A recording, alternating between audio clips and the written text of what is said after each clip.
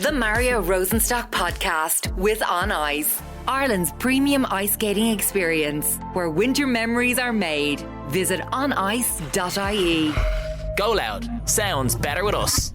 Coming up on this episode of the Mario Rosenstock Podcast. So I basically went to cafes and restaurants and stuff. And on the way out, I wouldn't tip. Yeah. And they got so angry, Mario. Really? They were so furious. They were like, this is my livelihood. You've got to leave me something. And I was even chased down the street. Were you? And they wanted their 20%. I gave them nothing. But they were like, okay, you've stopped recording. Where's the tip? You know? I was like, you're not getting one. That's the whole point.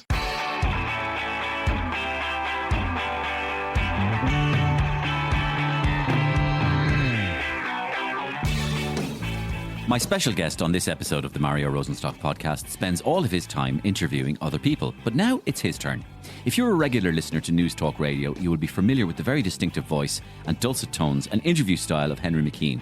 He travels all over the country and sometimes beyond, talking to members of the public about hot-button issues, doing reports on big topics, and sometimes interviewing celebrities like Mark Wahlberg, Will Ferrell, and even Prince Charles betimes. And he dishes the dirt on a few of them today.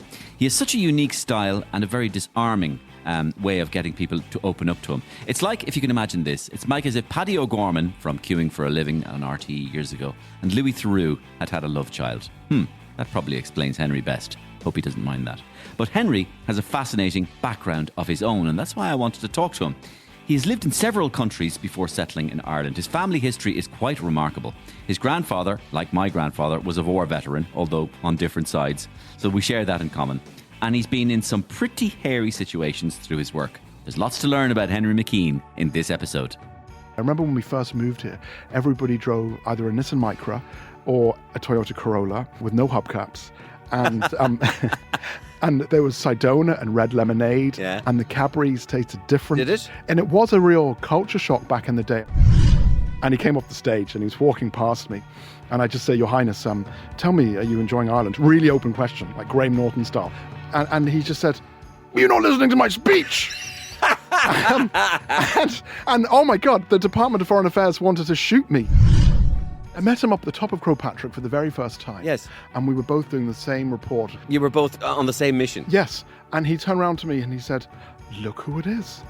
It's Paddy O'Gorman's bastard child. No! I get asked for money all the time. Do you? And I don't carry money, and I should. Yeah. And I just say, we gave it all to Pat Kenny, which I shouldn't say. My full chat with Henry in just a few minutes. But first, exclusive comedy on the Mario Rosenstock Podcast. Did you hear about one of the most famous podcasts in Ireland, The Stand, stopped broadcasting? Eamon Dunphy, it seems, has retired temporarily or for good. We have yet to find out. But others are more than capable of stepping into Eamon's shoes on The Stand, as we find out right now. Hi, you're welcome back to The Stand. I'm Vogue Williams. Yeah, and I'm Joanne McNally. So, Joanne, Eamon Dunphy is kind of retired. He's kind of hung up his mic. Yeah, I've always thought Dunphy's a real ride. No way. Yeah, I love wrinkly old fellas. They've nothing to lose. They give it a lash. Right. Well, later, right, we'll be talking with Niall Stanage from Washington about US politics. But first, we're joined for football on The Stand today by the great John Giles. Hi, John. Hi, Vogue. Hi, John. Joanne McNally here. Yeah, hi, June. Yeah. No, it's Joanne McNally, Prosecco Express. I'm more of a Bacardi and Coke man myself there, June. Yeah, it's Joanne. Yeah. Come here, John. What's going on with your man, Pep Guardiola? Well, City are going through a difficult patch at the moment, Vogue. You know, very difficult.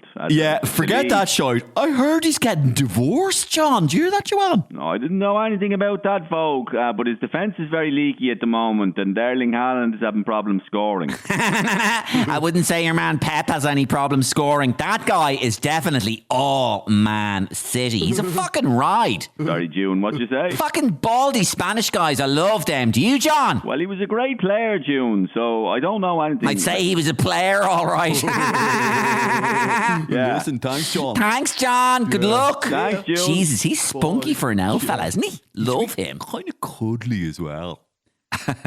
and exclusive comedy every week on the Mario Rosenstock podcast. Do get in touch with me if you want me to touch on any particular hot button issue comedy-wise. It's mariorosenstock@gmail.com for suggestions of new characters, somebody you may have noticed, or suggestions even of sketches that you might think you would like to hear on your podcast, because it's such a democratic platform, isn't it? MarioRosenstock@gmail.com. I read them all and get back to most of them. But first, before we get to the main part of our episode, my thanks to our sponsor, On Ice. Ireland's premium ice skating experience has returned and it's bringing back the magic of ice skating nationwide this festive season. And boy, it's been, for the main part, a very, very suitable weather situation for ice skating. On Ice has locations in Dublin, in Dundrum and Swords, the Marina Market in Cork, as well as locations in Waterford, Limerick and Galway. Enjoy Ireland's #1 festive and family entertainment this festive season, and we are still in it. Grab your tickets now on ice.ie. Get out. It's vigorous. It's for all the family. You'll learn a new skill. It could become a hobby, and it's refreshing. And get out there and do it. And thanks a million to On Ice for getting behind the Mario Rosenstock podcast. Okay, it's time to talk to Henry McKean. Let's find out the man behind the myth. Henry McKean, thank you so much for doing the Mario Rosenstock podcast. Mario, I can't believe I'm here. I don't like talking about myself. I just like talking to other people. Yes, and that's why I think you're going to be an interesting guest. Yeah. We met on the street and I hijacked you for the podcast, and then you got a selfie out of me and got a bit of a vox pop. I did. I made you take part in a vox pop, and I can't even remember the subject, but you were great. It was about small talk. Yes, it was. You gave a great soundbite. Yes, You're brilliant. Exactly. So now I know what you do, and most people know what you do, and you're a very familiar voice on the radio. But for people who don't know what you do, tell people in a nutshell what it is you do and what it entails. Yeah, well, my name is Henry McKean. I moved to Ireland He's such a pro. In 1990, and I wanted to be a DJ. I always wanted to be a DJ, but it didn't happen for me. I ended up falling into talk radio, and this new talk radio station was starting up. And I was like, what's it called again? It's called, what, Newstalk? And it was a Dublin station, Newstalk 106, I think it was called. And I applied, and I kept applying, and they kept saying no.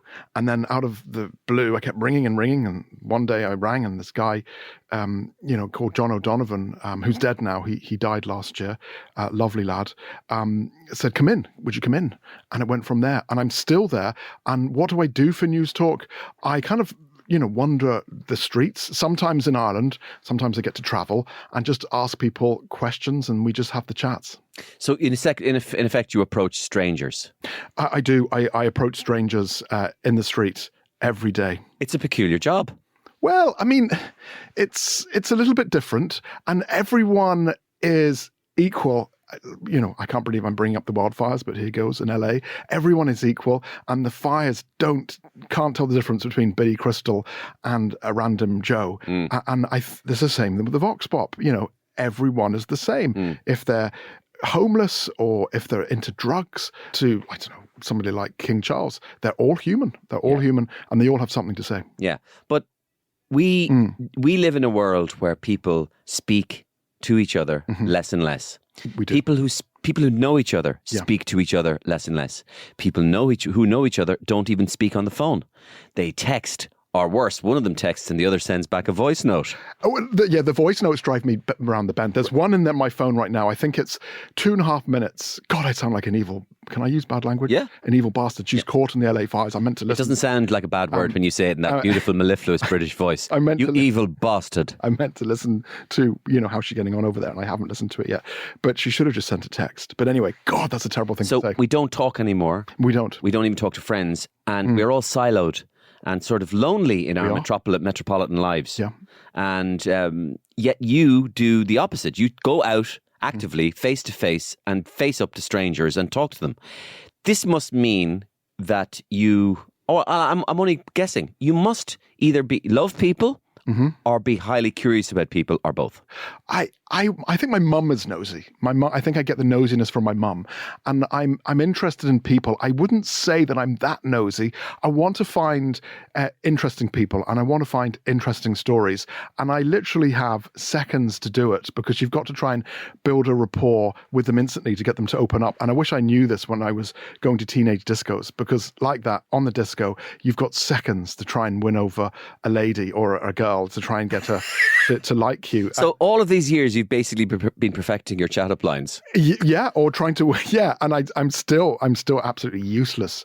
I went to an all-boys school. But you're not useless. I can't talk to girls. Yeah, no, but you're not useless, though. That's the thing. Whether you know it or not, or whether you like to say it or not, you have something. And that thing is a disarming quality. People are approached by you. They think maybe at the beginning is this a piss take? And then they realize that this person that's asking them the questions is actually earnestly quite interested in what they have to say. And I think you can't fake that. I don't think you can really fake interest in people. I think people smell it like wasps. Well, they do, and the public can tell, or the people out there in the street, they can tell if you're under pressure.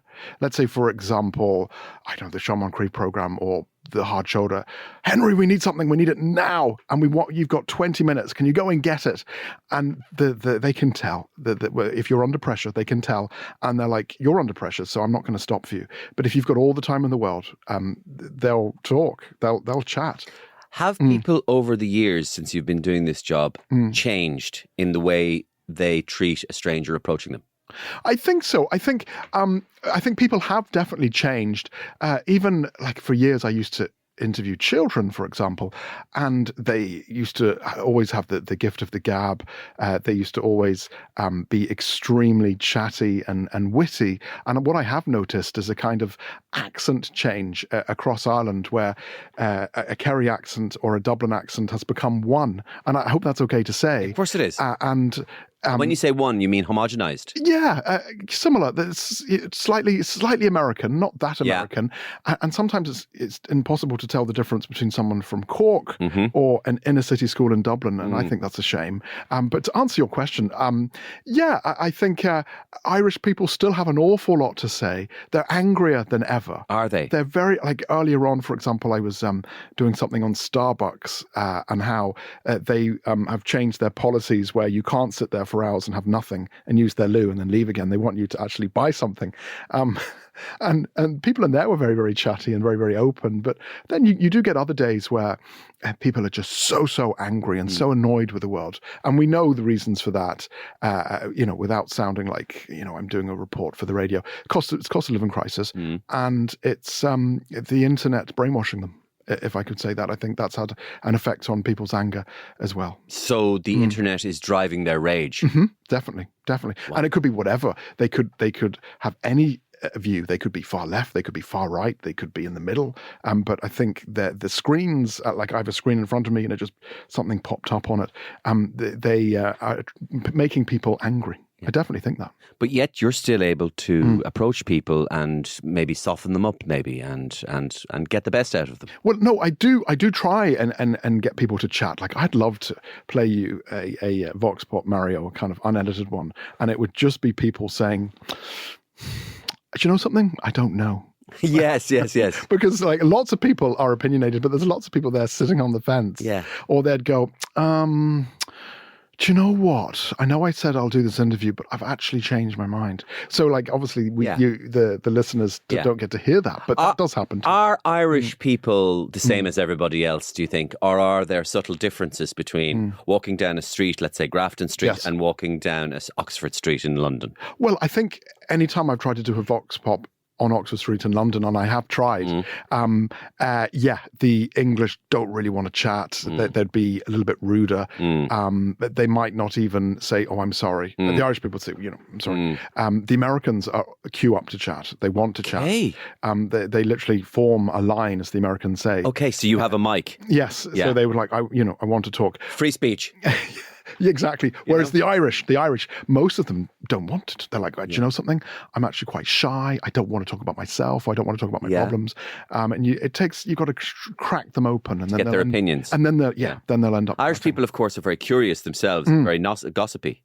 Oh, we love gossip. So do they ever try to turn it into asking it all about you? Well, where are you living yourself? they would, and they would also ask. They'd also ask about the radio station. They'd ask, they would be looking. Is that a distinctive character? So stuff like how's Dennis O'Brien, and then you have to say, well, he actually sold us 2 years ago, and we're now owned by the Germans. Yes. And how's Pat Kenny and stuff like that. Or they'd say, can I have some money? I get asked for money all the time. Do you? And I don't carry money, and I should. Yeah. And and I just say, we gave it all to Pat Kenny, which I shouldn't say. But yes. There are other people who have had jobs, I suppose, similar to you, who have been in the public light. Yeah. And I presume, like, for example, I used to take the piss out of one of them. Go on. And one of them was a fella called Paddy O'Gorman on RTE. Yes. And he would sort of, just appear outside a homeless shelter, for example, and go, I'm here outside a homeless shelter and I'm talking to, what's your name, please? Ned. Ned, what's happening? I'm on the gear. Now, you say you're on the gear. What's gear, Ned? And he knows damn well what it is, but he's acting a little bit naive in that sense. That kind of thing. So that was his kind of... Yeah, and I met Paddy O'Gorman for the very first time on the top of Clew Bay. What's the name of the big mountain off Clew Bay there up in Westport? The religious Crowpatrick. Crowpatrick. Okay, yes. I met him up the top of Crowpatrick for the very first time. Yes. And we were both doing the same report, and it was about people... You were both on the same mission. Yes. And he turned around to me and he said, look who it is. It's Paddy O'Gorman's bastard child. No! And as in, he talked about himself in the third person, which is totally okay. Yes. Lots of people do it. Yeah. I had never met him before. And I admit, because I'm not originally from Ireland, I didn't know who he was originally. Yes. People started saying to me as my career progressed, you're very like Paddy O'Gorman. So I looked him up. Yeah. And I'm like, we are similar, except that I don't wear, I do wear a baseball cap to keep he wore a trilby. He did. And he has a dog, and I don't have a dog. Yeah. And he would normally bring the conversation onto passion. And I would kind of stay away from romance and sex. But with this huge similarities, we're both originally from the UK. Yeah. And we're both interviewing people outside prisons, even though I haven't been outside a prison in quite a while. Yeah. I do like to get inside a prison. Yeah. Do you often? No, not to like stealing a loaf of bread to get in. No, but you like being in prison. Yes, I do. I do. Well, inmates tend to be very interesting people. But we are, I can understand. And also, can I just say a few nice things about Paddy O'Gorman? He achieved so much in the 80s with Queuing for a Living. And he spoke to some real disadvantaged people that never had a voice before. Right. So I think we must show him respect. Another person who you have something in common with is Louis Theroux. Again, a kind of lost puppy sort of vibe. Going into around people, you kind of disarm them with your lost puppyishness. But again, I suppose the ultimate aim is to extract something from people that they wouldn't necessarily know they're about to give. That's very flattering. And I've never met Louis Theroux. And people have compared me to him before. Yeah. And I would say about Louis is on a mission. So let's say he's doing God Hates Gays. Do you remember he did that? I can't remember what the documentary was called. Yeah. But it was about this American family that basically hated the gay community. And then he eventually moves in with them and tries to crack them. And then at the end he says, you guys are wrong. Whereas I would never say you're wrong. I just let them at it. So you're non-judgmental. Yeah. So I wouldn't. I even though the broadcasting has changed and it's all about having an opinion. So what about that angle then? The angle of for example, I don't know if you ever remember a program. You probably do. Hanging with Hector. Yeah. So Hector O'Hiocagon would hang around with certain people, and again with his sort of disarming sort of T-shirt kind of man of the people thing, he would extract gold from them, or not. I mean, I remember he couldn't get anything out of Bertie or her. He was flying around jets with them, and he's like, Hector, how are you? You'll never get on now to me. Come on, how are you, folks? Come on, Bertie, give us something. Did you win anything on them horses at all? Did you? Well, Hector, in fact, but would there be anything on Hanging with Henry? Well, I mean, and I was living with Lucy as well, and she was, I think she got inside Ivan Yates's head. That was a great episode. Yeah. Definitely. I would love to do more TV. I would. Yeah. I mean, I kind of flirted with the traveling community some years back. Yes. And hung out with them. And spent time in their homes and stuff. That is it. And how did that work out? I liked it, and it did well for the then TV3, and I'm sure I'm still dining out on it. I mean, some of the travelers hated the show. Yeah. Like Vincent Brown hated it as well. And Vincent is very, very pro the traveling community. He felt that I was taking advantage of them, which I wasn't. We did a show about weddings, but we also did a show about education and about culture, and we were very respectful to all of them. Yeah. Absolutely, I would like to do stuff like that. But I've met Hector a few times. Hector was the energy off that guy. Yeah, he's wonderful. He's just positivity. got so much energy and positivity. And I'd love to learn Irish. Like, I can't actually pronounce Hector's second name. What was it again? O'Hiocagon. Oh, Hyokagon. That's maybe gone. Oh, Hyokagon. Oh, Hyokagon. That's a difficult one to say. Yeah. But Hector is, I know it's such a cliche, a national treasure. He is a national I definitely treasure. think, and it is a cliche, but it's actually become a bit pejorative to call somebody a national treasure. But it's not. It's a beautiful thing. Yeah, no, Hector's fab, absolutely fab. He's an amazing person. The travels he's had around the world and everything, and his observations and everything about the travels. Did for the Irish language, and as you said, travelled the globe. Yeah. I remember him in South America. I can remember what he was doing. And also his knowledge of Spanish, and he's completely fluent in Spanish. Is he? Oh, he's absolutely fluent in Spanish. That would make sense as why he was there. Yeah. You've got a beautiful speaking voice. And I mean, your accent has never deviated from that. So in other words, your accent, unlike the people you described earlier, whose accents in Ireland have changed and they've kind of gone a little slightly more Americana, your accent hasn't changed at all. Yeah, you've been unyielding in your holding on to that. My accent is really odd. Like, so we grew up in England, then we moved to Kuwait, then we moved to Scotland, and then we took a Volvo estate from Scotland in 1990 and drove here, and we've been here ever since. So 35 years living in this country. So my accent is England, Scotland, and Ireland mixed together. I don't hear any Scotland or Kuwaiti in it. Well, Henry McKean. Yeah. That's a good Scottish accent there. That's my Kuwaiti accent, you bitch. I know. But yeah, no, when I go to England, when I go over to the UK to see relatives or friends, and you're in like a newsagent and you're buying something, I don't know, like some polo mints or something, and the person behind the counter would go, hello? Are you from Ireland? Like, so you can't, the English accent, that kind of estuary, the queuing up in Debenhams. Can you do English accents? I can do an English accent, yes, I can. That's great. It can be sort of... That's a bit south, right? Yeah, kind of sort of south, kind of maybe sort of Watford area. Can you go north? I can't really do a Northern English accent, but I love the Northern English. Yeah. I just think they're fascinating. Can't really do a Liverpool. I can do them when, obviously... You, of course you can. I can do them when I put them into character. Oh, of course. Yeah, so it's like, it's a funny thing. I can sing really well in character. And then when somebody goes, Mario, you've got a great old voice there. Give us a tune as yourself. And I'm there. I can't sing as myself. Yeah, no, I definitely think you're brilliant at all those accents up north, and I love the singy-songiness of the Liverpudlian. Yeah, like I got to go over to Eurovision. This is my first time ever in Liverpool. Yeah, and the people of Liverpool, it's just like a mini Ireland. Everyone was so friendly, and they're really caring. I believe the Liverpool accent is very, very closely related to the Dublin accent. And I'm trying all I can do with Liverpudlian is a. That's it.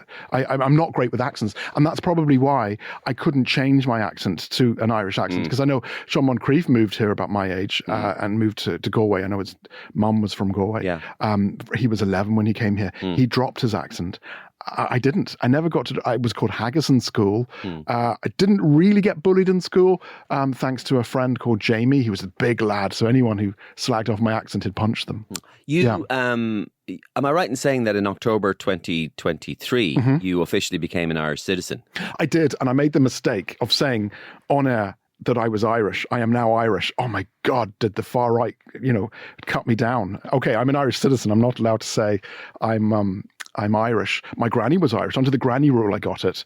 And I meant to get it. I meant to try a little harder to become Irish years ago. So my mum did it first. And it was really like, who do you think you are? You had to find all these documents to find out, where my grandmother was from when she died. And there was lots of digging and lots of photocopying. And eventually, the Irish government said, yeah, you're now Irish. Damn it, I've said it. So that's great. And I know under the granny rule, it was great for Jack Charlton to getting all the players and stuff like that. And and becoming Irish that day, I remember I wore a green tie, the same tie, the dart green, that kind of snot green, which I like. And I remember trying to get that tie for my wedding, and I had to look in so many shops to find it. I ended up finding it in a discount store, an outlet centre outside Essex. But so I wore that same green tie to the citizenship ceremony in the convention centre, and there was a harpist. The then Minister for Justice, Helen McEntee, said a few words, and it was just a beautiful, beautiful ceremony. A retired judge as well was talking about hurling and hurley sticks. Is it hurley hurley sticks or hurls? I still don't know. Both. Or hurleys. Hurleys. Hurleys or hurls. And it was just wonderful. It was me and 3,000 other new Irish people. There was people from Nigeria, South Africa, the UK, all over the world. And we all became Irish that day. It was fantastic. Were you proud or in any way emotional during this situation? My voice cracked slightly, and I did feel quite emotional. I went for a pint. In a pub out in North County Dublin, and I bumped into a counsellor who came over to me and said, "Well done becoming Irish." And then I carried on having my pint. So it was very, very low key, and just we took it all in. It was a wonderful time. Irish? I felt it was time. I felt like, I don't think it was like Brexit happened, God, I think 8 or 9 years ago now. It wasn't that. I just felt, do you know what? It's time. I feel more Irish now than I do any other nationality. And I've been here such a long time. And, even though every day someone reminds me that I'm not from here, which is fine, I'm not. But it's my home now.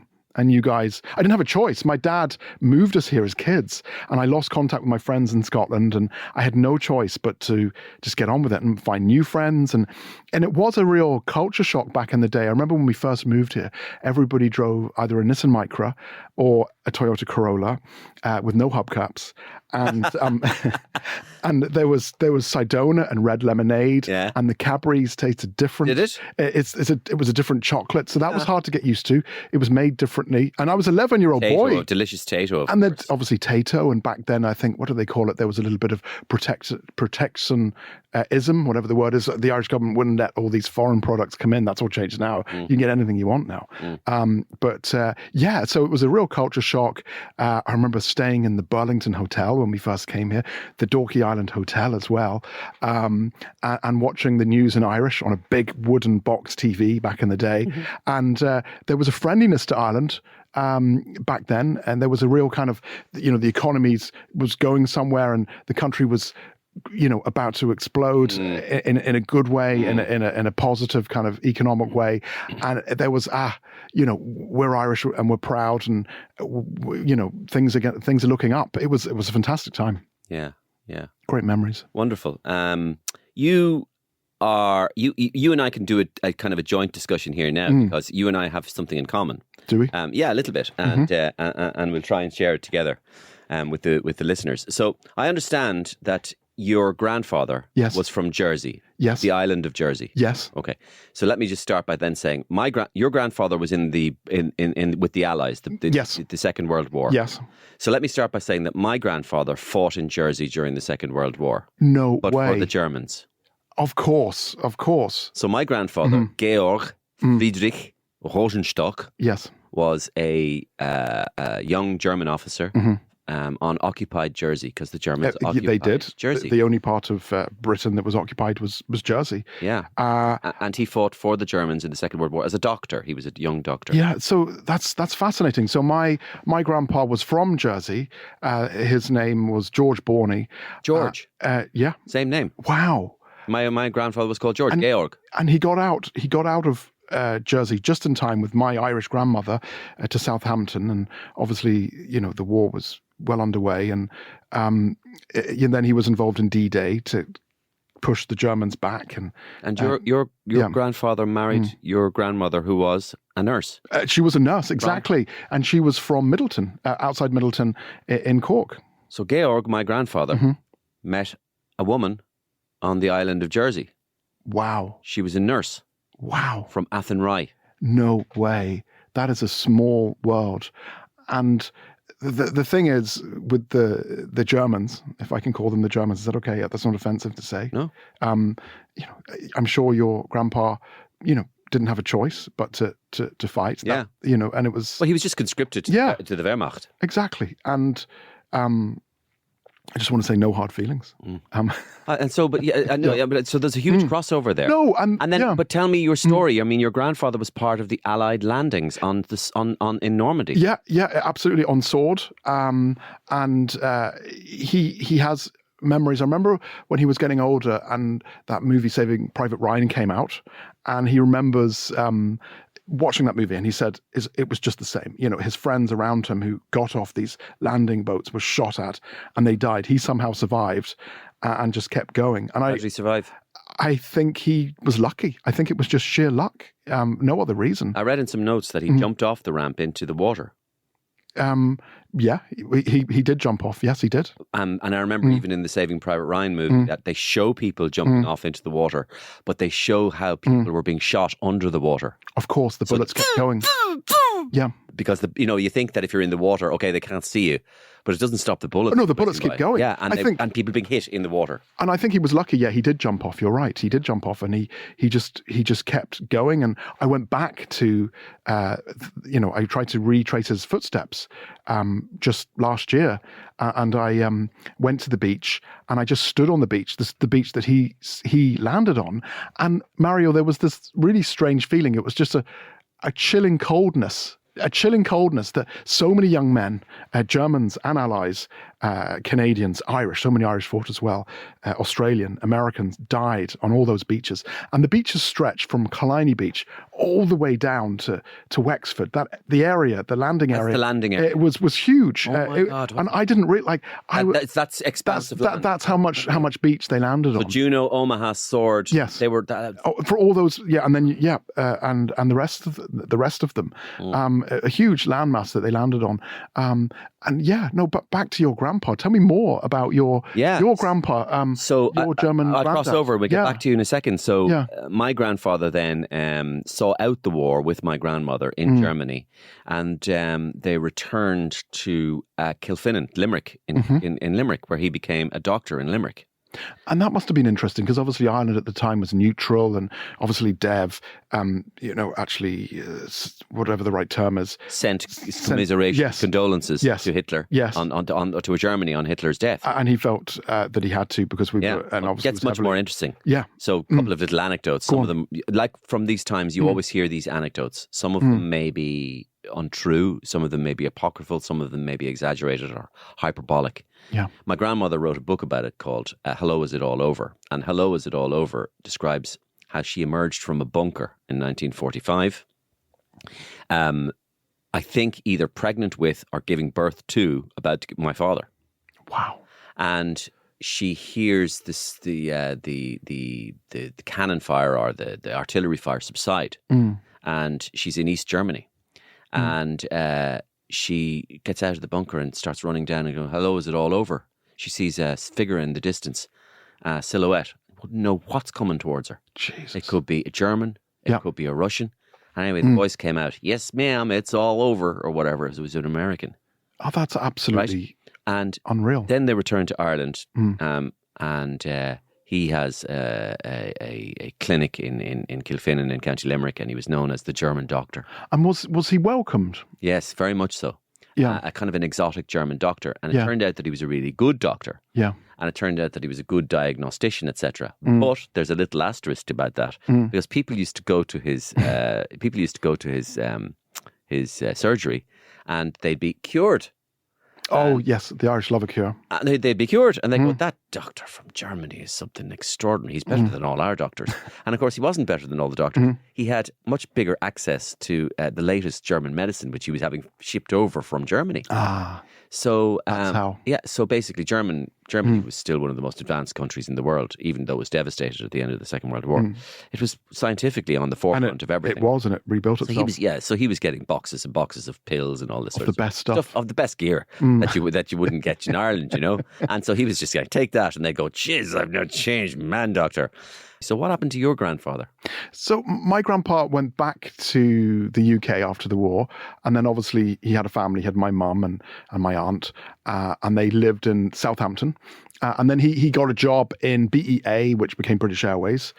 And he was posted to different places, you know, as people are, various places. One of them was Mallorca, but then he was sent to Moscow. He was sent to Russia. Yeah. And he lived in Russia during the Cold War. There he was, living in the Cold War, working for BEA, just carrying on and working away and trying to, you know, keep the passengers happy, get them on the plane, get them off the plane, ground operations. And that's what he did. I want to ask you about just a few of your, if you like, your doing what you do. And I have some notes here that say, situations that you've got into which you enjoyed. I'm thinking about Cape Town in 2010. Yeah, no, Cape Town. So it was the World Cup. Vuvuzela World Cup. Vuvuzela. I ended up buying 6 Vuvuzelas. I loved them. I only have one left. All the others broke and they were bright yellow. So I was out there with a wine merchant. Obviously, everything has to be sponsored, but it doesn't. We are on commercial radio. So I was out there with a wine merchant, and I remember I didn't actually get to see that much football. I think I saw, who was it? It was England. Wayne Rooney got booed playing. It could have been Algeria. I can't even remember who. And this is terrible. This was proper prawn sandwich brigade to bring up Roy Keane. I forgot there was a game on. Right. I was in this corporate area and the doors was closed and I was enjoying it. And I opened up the sliding door. Geez, there's a match on. I better close that. Yeah. But I also got to tour Cape Town, and I got to, see the poverty and visit the townships. And I ended up staying in a township. I just wanted to experience it. So I found a hotel in the township that had a she-bean, and I was able to buy everyone in the whole pub in the she-bean a drink, because they were like 50p or 50 cents each, so cheap. And it was just brilliant. It was just wonderful. And it was a barbecue or a brie, is that what they call them? Braai. Say it again. I think they pronounce it braai. Braai. Yeah, A braai. braai. You've much better pronunciation than me. And we ended up eating cow's tongue, and it just tasted. And you could see they literally just barbecued the whole head of the sheep. Sorry, wasn't it? It was a sheep. Of course, it was a sheep. It was lamb. And we ate the tongue, and it just tasted of a chewy kebab. Yeah. But so no, it was great memories, and obviously South Africa then was different to us now. It is now. Now there's even more poverty and there's even more corruption. Nelson Mandela was still alive back then. He wasn't in charge, but there was still a feel-good factor. And what a World Cup and the Vuvuzela. It was just, when people ask me, what was your favorite time reporting, that's definitely right up there. That was just brilliant. It's such crack. Experiencing the tipping waiters in New York in 2006. Yeah. So we were over there again with a drinks company, a different one. Can I mention the brand? You can. They're still dining out on all these years later. Hennessy cognac. Oh yeah. And do you know who the third biggest consumer of Hennessy cognac is? Kanye West. Kim Jong-un. Oh really? So Kim Jong-un, right? So like the first biggest consumer of single consumer, as in, I think it's America. Mm-hmm. It would be. They love it out there. America. It's very big. Second biggest consumer is something like Brazil. Yeah. And the third biggest consumer is a human being, one person. Wow. Kim Jong-un. That's mad. In other words, he has more bottles than countries. Wow, that's just mad. I would have never thought the North Koreans would go for it. So we were over there. In New York, and I think John Moncrief wanted this report about could I get through the day in New York City without tipping anyone. Brilliant. Can we not tip anyone to see what would happen? Yeah. And this is before social media. This is 2006. I think, Facebook was just a couple of years old at that stage. And so it was audio, it was radio. It wasn't, we didn't do a video or anything like that. So I basically went to cafes and restaurants and stuff and recorded it. Recorded it and ordered my dinner and all the rest of it, paid for it. And on the way out, I wouldn't tip. Yeah. And they got so angry, Mario. Really? They were so furious. And Audibly. And they knew I was making a report about not tipping, and they actually thought that I would still tip. So what kind of stuff would they be saying? They would get, American waiters take their jobs very seriously, like they should, like the Spanish. And they were like, "This is my livelihood. You've got to leave me something." And I was even chased down the street. Were you? And they wanted their tip. They wanted their 20%. I gave them nothing. But the whole point of it is trying to work out what would happen, and obviously it made for great radio. And none of them got a tip, and they weren't happy. You've got to tip in the States. That's what the piece was about. Brilliant. And I have ever since. I've been back in recent years, just last year. I would love to be there right now. And I tip. I always give 20%. Everything. Everybody gets 20%. With all due respect to the Americans and the New Yorkers, it does demonstrate, in a sense, their lack of irony. Yes. They know that you're doing this for comedic and entertainment effect, yes. and they still go through with giving. They were still cross. They were still angry, even though I told them. An Irish person would have gone, "Oh, sorry, you're making a documentary. Oh, sure, I get it now. Yeah, that's grand." But they were like, "Okay, you've stopped recording. Where's the tip?" You know. I was like, you're not getting one. That's the whole point. So yeah, they were. I still need you to be in character. Yeah. They thought I was, because the Americans and the media over there do, Yeah. throw money around. They would still, people would get paid a lot of money for an appearance. That's an excellent, anecdote. And come here, you'll have to take me through this because I only have 3 words written down. Go on.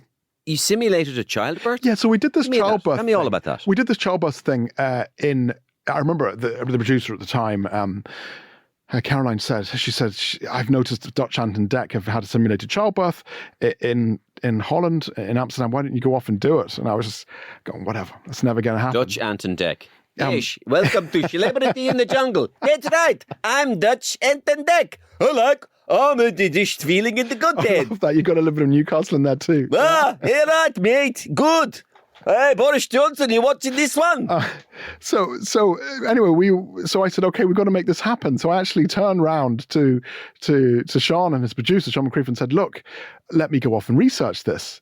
I need to go and check it out. So I did. I went off to Amsterdam and I did some research and I went to this special birthing clinic and they have this Russian machine and it basically prods, or it feels like little Lego men. Now, just to get me back here for a second. Yeah. When you say simulating childbirth, they're going to try and attempt to simulate a childbirth on you. The pain. To make pain you of it. feel the equivalent to what a woman might feel. Yes, and it's been done. We did this in 2013, 12 years ago now. And at the time it was new. It's been done quite a lot since.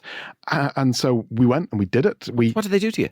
They strapped me into this machine, this kind of belt, and they fired electrodes into my stomach. I can still feel the pain now. It would be a bit like me getting lots of sharp forks and stabbing you in the stomach. But you could feel it inside. And then they would turn the pain up and they'd keep turning the pain up. And I remember I was going through a stage of wearing jungle pants then. I was quite a colourful dresser. Not now. I'm just in boring clothes now. So I was in my jungle pants and I was in the birthing hotel having this, and we filmed it all. It was I suppose the beginning of viral and all the rest of it, and it did go viral. And we did it live. We did it live on the radio, which was quite hard to do. And the response was huge. Was it? It was huge.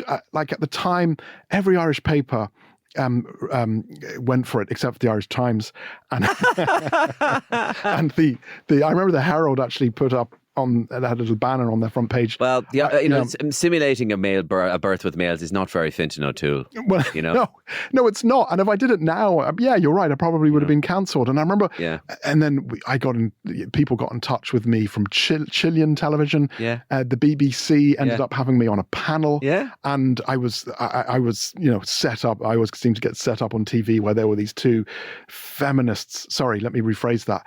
Two respectable ladies who didn't like the idea, but they were also feminists. Yes. And they gave me a really hard time about it. And said that, I was insulting childbirth and I had no idea. Part in the experiment. No idea what the pain would feel like. And this was just a stunt. And all of those things were true. I would never know what it truly feels like because I didn't push out a baby. And it truly was a stunt. It was a stunt. And the baby. Anybody who goes there, it's a stunt. And the baby was. What do you mean? I don't have a baby? Look, I went through all that fucking pain, and now no baby. No, and no. There's my northern accent coming out now. You went. So I got a plastic baby, and I called it Henry's baby, and the idea and I think that poor old baby is now in care. But Jesus, Pat Kenny would have loved that story. But why don't we do the baby story again? Go down to Limerick and have it in Limerick Orthopaedic Hospital. We could call it Henry's bollocks or something. I don't know. Get your bollocks chopped off. We might go for that. I really like that gory stuff because I've got a scientific head on me. No, and I think Pat joined that year, the year that we did it. I think he joined in September. He would have loved that. And I do love Pat. He's such a bright guy. He is. And he cares about and he's so evergreen. He's so evergreen. Yeah. And he's so forensic. Yeah, and so much energy. Much energy and such a great voice. He's fantastic. I mean, he is, God willing, we could all end up like in the nick he's in.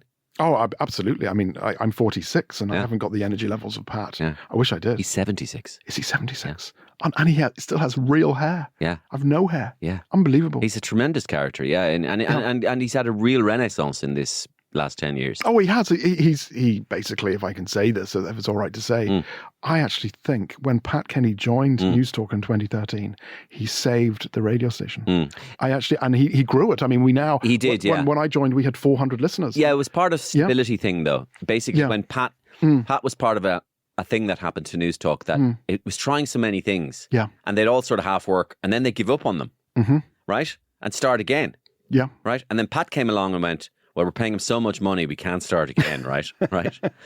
Right? So basically, everybody's just had to fall in like chips around Pat, and nobody's moved since. So like, that's why it's a success, because as Ian Dempsey will tell you, you need stability, consistency, and the people need to know that they're getting the same thing every day. Bit different every day, but same time, same place.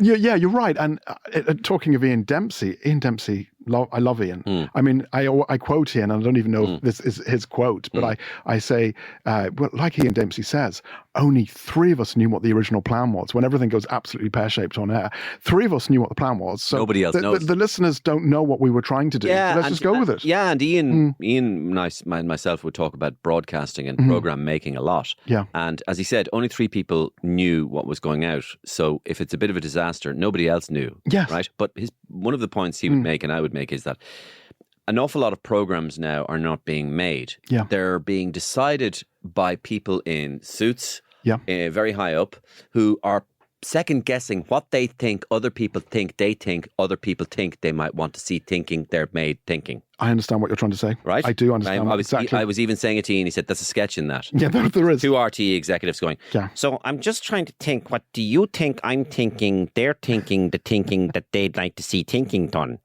And that's what they do. So what we'll do then is on the Late Late Show, we'll put out Tradfest. Because in January, what do we all want?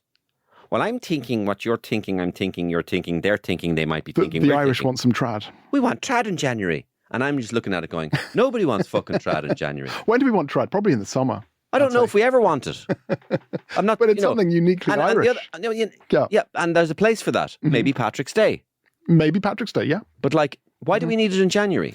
Because it's what my point was. There used to be a day, and I'm not being Mr.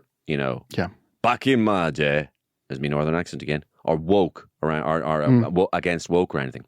But there used to be a time when people used to have the balls to make programs for the people, and the people would decide whether they liked them or not.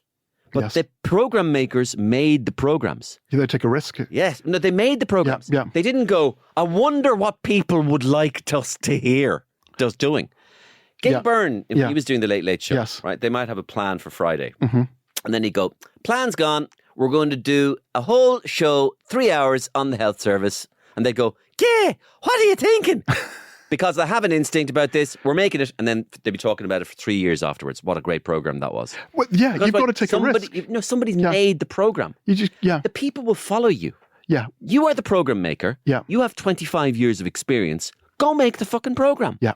The people on the couch will go, yeah. I like that, or I didn't like it. But that's grand. And we took it. Yeah, you've got to. Or at least you made it with conviction. Yeah, you've got to. Do you know what? Yeah. Let's go off and do this. You can't just do things where people go, I didn't even have feelings about it either way. I just switched it off. Yeah. You've got, you're talking about Tradfest. Tradfest. Yeah. It wasn't your thing at all. No, it's not. This is not my thing. It was done without any conviction. Yeah. My point was, I love trad music. Yeah. I love Paul Brady. But it was a formula. You didn't like the way it was planned. It was a cop-out. Yeah. It was people not making it. It was being made by a think tank. Yeah. Which was trying to predict what people would want to see. Yeah, I agree. It's bollocks. I agree.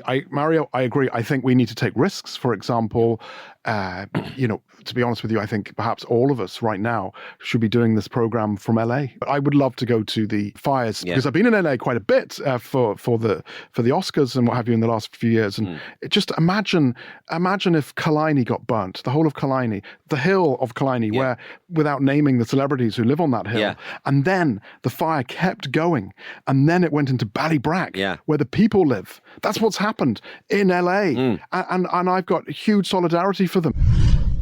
Rude celebrities. John Cleese was rude to you. Mark Wahlberg was rude to you. Jesus, Mario, you've done your research. Is that true? I remember meeting John Cleese 10 years ago now, 2015. It might have even been 2014, and he had his book out. And I remember, God, this makes me sound like a jet setter. I'm not. I was trying to read his book, in Bali in some 5-star hotel. And I enjoyed reading it because I knew when I came back to Ireland, I had to interview him.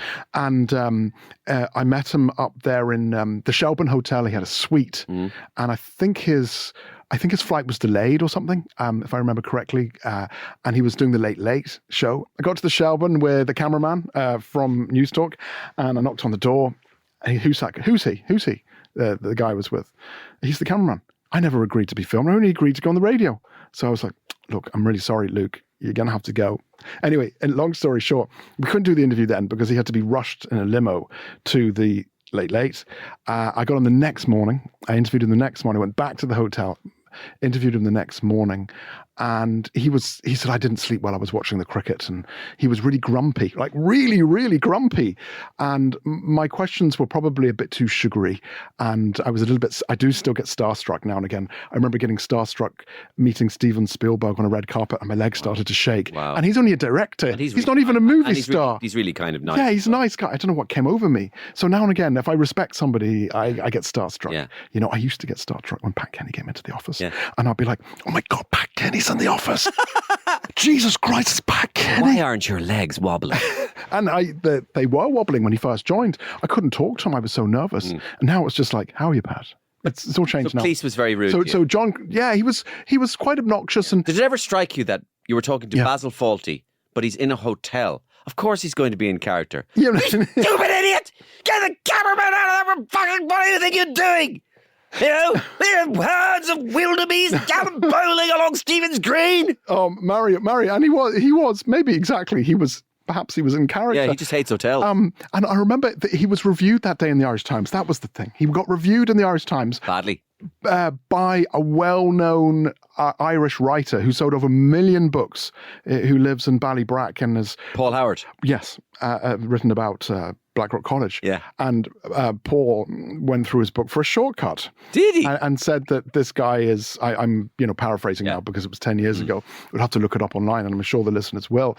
Basically said that this guy had a huge opinion of himself and was grumpy and was pompous and was all these things. And he was just probably having an off day. Oh, yeah. And Wahlberg was rude as well. And I met Mark Wahlberg or Marky Mark. Does everyone know who Marky Mark was? Yeah. I remember him from his boy band days and from his Calvin Klein adverts with Kate Moss. Kate Moss will back me up. She said that recently too, that he was quite rude. She rang me earlier and she said, I'm completely backing Henry on this. But no, Kate Moss had a bad experience when she was doing the, the Calvin Klein underwear ad. Right. Still haven't got the call. But she said he was rude, and he was rude. I met him on red carpets over the years, and he was so monotone and rude and obnoxious. But I'm delighted to hear that a person I love watching his face, Will Ferrell, was really lovely. Will Ferrell, I actually said to Will Ferrell, met him over the years, I actually said to him, Will, can you be my friend?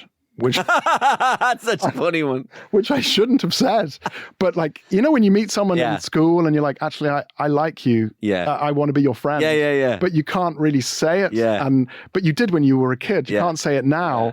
But I was just like, I actually like you. I really like you. Not just because you're famous and you're funny. Yeah. But you're genuine. And did you like him? Really nice, really funny, and really humble. Like proper humble. Wow. Not the kind of not fake humble. Not the Gen Z humble bragging. I've got better at the humble bragging, by the way. I've improved on it. Yeah. There's an actual technique to it where you have to start your sentence by saying, I'm really proud of myself. And you even have to say, I am humbled. This is what's going on these days on social. God, I'm giving away the tricks. You knew this already. I didn't know. Oh, it's shameless. It's awful. Awful. James Corden does it all the time. I can't believe it's happened to me. A Grammy. Me. Little old me. Yeah. And then you're going, so you're just going on about having a Grammy. I can't believe it. Who would have ever given an Oscar to me? I know. There's a real technique, but it's where we are, and I've joined the club of. But anyway, you really liked him. I did. I Will was charming. I met him. It was Anchorman 2 and Anchorman 1. Yeah. Does his face make you laugh? Just an eyebrow or a little smirk. Yeah, he's got an amazing face that makes people and he's just naturally funny and charming, lovely man. Yeah. And I hope he stays that way because, you know, the way everything changes. And I met Mel Gibson. I hate to say it. He was lovely. I know he's kind of fallen out with everybody. He has, yeah. But and you can't say that about someone that's been cancelled. But Mel Gibson was lovely. He's kind of he's a different kind of cancelled because he's so rich. He actually can't be fully cancelled. No, he can't. It's like hitting a kind of a swordfish over the head. I know. You think you've beached them and you kind of get them, but they kind of just they're not. And America's gone right, so he's back. Yeah, and also and he's so wealthy. Yes, that he just produce and make his own movie. He can make his own movie. So he can invest. Resurrection of the Christ is going to be his new movie. So he produce it himself. Yeah, uncancel himself. No, absolutely charming, and he'll go out. Jesus was cancelled. Exactly. And on that, Charles, as in King Charles, not that friendly. Yeah. I've met him a few times now. I met him back in 1988. Yeah. I won a competition. That's, Scotland's a bit like that. I won a competition to meet the then Prince Charles and Princess Diana when they were still married, even though there was 3 of them in the marriage. Right. And Di was there, and she was so beautiful, Mario. Yeah. She was so beautiful. I was only a schoolboy. Was she radiant? She was radiant. Yeah. And Charles actually... She had charisma as well, didn't she? She did. She had charisma, and she was absolutely stunning, like absolutely beautiful, if you can say that. Like, but she had charisma. She had an aura. She had a way about her, an electricity, and it wasn't just fame. No. And she was the real deal. Like she was, I know, as Tony Blair said, she was the people's princess. Yeah. I was devastated when she died. Yeah. I was absolutely devastated. I was actually I was on a plane going to Gran Canaria, and the pilot told us that she died. Yeah. I was so sad. Yeah. But she was lovely, and she didn't speak. She just batted her eyelashes like this. Yeah. She didn't speak, and Charles just said, "Are you working hard?" Yeah. And we said, "Yes, Your Highness." And he said, "Don't call me Your Highness, call me Charles." And did he? He spoke to us, me and this other schoolboy called Richard, and Richard Kemp. Is that a real name? I think that's his name. God, it was many years ago now. You're making it up. It was 1988. I think you make up half these stories.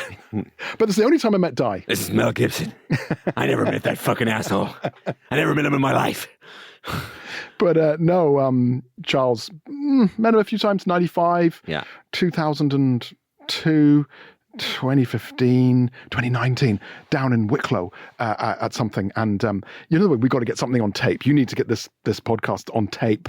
I need to get stuff on tape for Newstalk, because I need to get it on tape. Otherwise, it's useless to me. So he did a speech about the environment or something, I can't remember, or sustainability, those things he's interested in, plants. And he came off the stage and he was walking past me. And I just say, Your Highness, tell me, are you enjoying Ireland? Really open question, like Graham Norton style. Open, easy question. Don't ask Tom Cruise about Scientology. You ask easy questions. And he just said, "You're not listening to my speech." and oh my God, the Department of Foreign Affairs wanted to shoot me and the British Secret Service, because you're not allowed to approach them. You're not allowed to talk to them. And you did that to Biden as well. You jumped in on Biden. Well, I did. I mean, that's different because he's American. It doesn't count. Listen, I was absolutely disgusted that you jumped in. You stole the limelight from me and my dogs. He was there. How dare you? Michael D was there with his dogs, planting a tree and a bell. They were ringing the peace bell. That's very funny. But we were there for ages on this riser. There was a moment where Michael D was walking around the grounds. Michael D kind of nearly fell over, right? In a kind of a Del Boy in that sort of scene from Only Fools and Horses. And Sabina just caught him just before he went down. His knee wasn't great, and he was there. But he was doing it as he was trying to show off. Anyway, this is my... And she went, "Oh my God, Michael D." But the funny thing about it was, Biden didn't even see it. No. Because he's just like, what's going on? What's happening, man? Biden was having a good day that day. Oh, Jesus. He was actually on. Hey, man, what's happening? But no, I didn't mean to ask a question, but I was bored. We were waiting ages for them. They were running late. And he came over to the media, and they put the American media on one side and the Irish on the other. And I just said, again, are you enjoying Ireland? And he came back and answered it. And then I said, can I have a selfie? Because I wanted it. Right. And my phone was broken because Air Force One landed the day before. He took the phone. He took the phone. Yeah. He borrowed a phone from Rebecca Ferguson from that could have been a suicide bombing device. Well, it could have been, but we were all checked and put through metal detectors. Yeah. We were in this kind of steel bubble, and if you left the bubble, you became dirty. Yeah. So we were safe, Yeah, when you left the bubble, you became dirty. No. Sounds like some sort of sick conservative peer sex plan. No, there was no. Put inside a steel bubble. There was no. You were hung upside down until the blood drained from your nose. There was no dungeons. Then they simulated childbirth on the man, while King Charles just told you to call him Highness. Jesus Christ.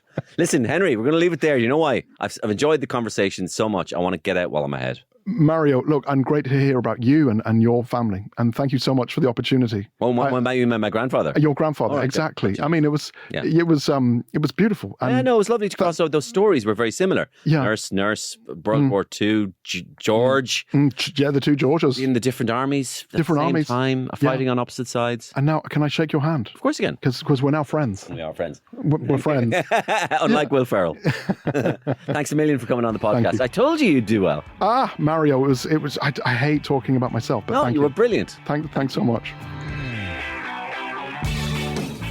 And my thanks to Henry McKean for being my special guest on the Mario Rosenstock podcast. He was a reluctant guest because he loves talking about other people and finding out about other people. But I knew that somewhere there was an interesting story there. And thanks to Henry for sharing with me. A brilliant guest. Thank you. And thanks to my sponsor, onice.ie. Grab your tickets now, onice.ie, all around the country in Dundrum, in Swords, in the Marina Market in Cork and in Limerick and Waterford and Galway as well. Get out and enjoy some ice skating, and thanks to On Ice for getting involved, and thanks to you for listening to the Mario Rosenstock podcast. Remember, if you can, tell one other person about this podcast and I'd be absolutely chuffed. Cheers. See you next week. The Mario Rosenstock Podcast with On Ice, Ireland's premium ice skating experience, where winter memories are made. Visit onice.ie. GoLoud. Sounds better with us.